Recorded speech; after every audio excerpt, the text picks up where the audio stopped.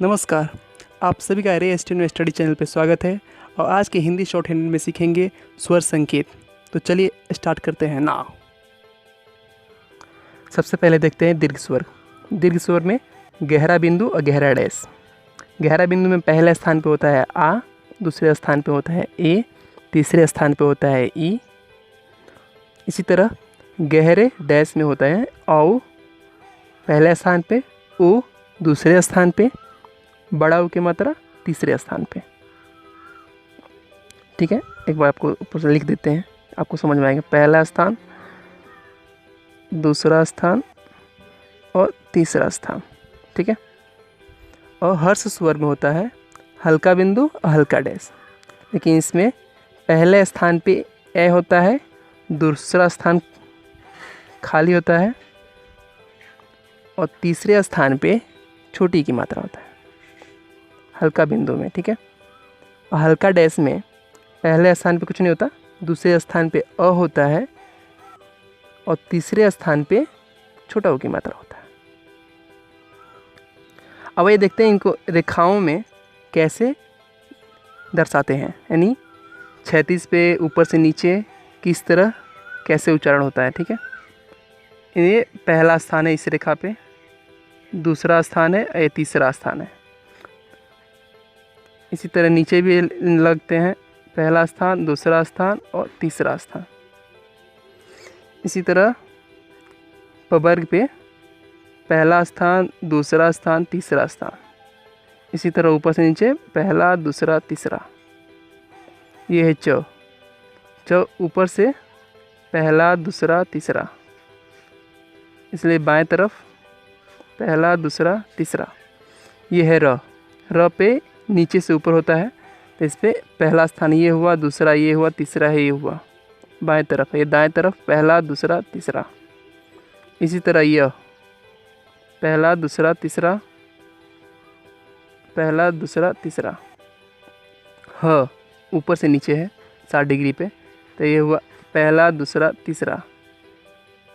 ये पहला, दूसरा, तीसरा।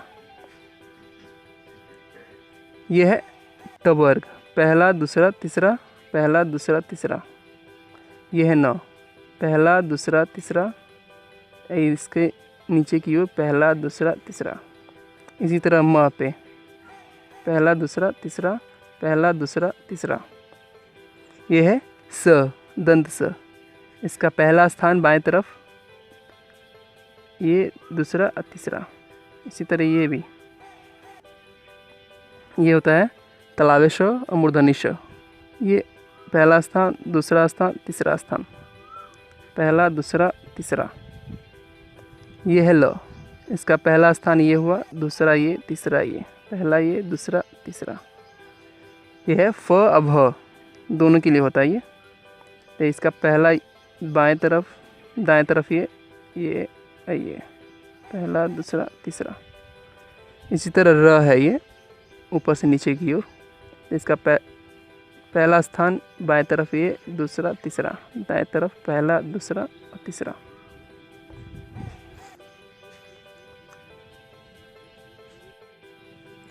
आप जो ये रेखाएं, वक्र रेखाएं देख रहे हैं, इनका जो स्थान है वो ठीक है, लेकिन इसमें जो ये बाएं, इसमें क्षैतिज पे ऊपर वाला जो होगा तो उसको स्वर को पहले पढ़ा जाता है, और नीचे वाले जो लगेंगे उसको बाद में पढ़े जाते हैं। और जो ऊपर से नीचे की ओर होते हैं उनके बाएं वाले स्वर पहले पढ़े जाते हैं और दाएं वाले स्वर बाद में पढ़े जाते हैं। अब ये देखते हैं, अगर प्रथम स्थान का स्वर हो तो उसको कैसे लिखते हैं, द्वितीय स्थान का स्वर हो और तृतीय स्थान का स्वर तो कैसे लिखते हैं। सबसे पहले प्रथम स्थान के स्वर होने पे लाइन के ऊपर लिखते हैं, जैसे रामो, रामो, आम,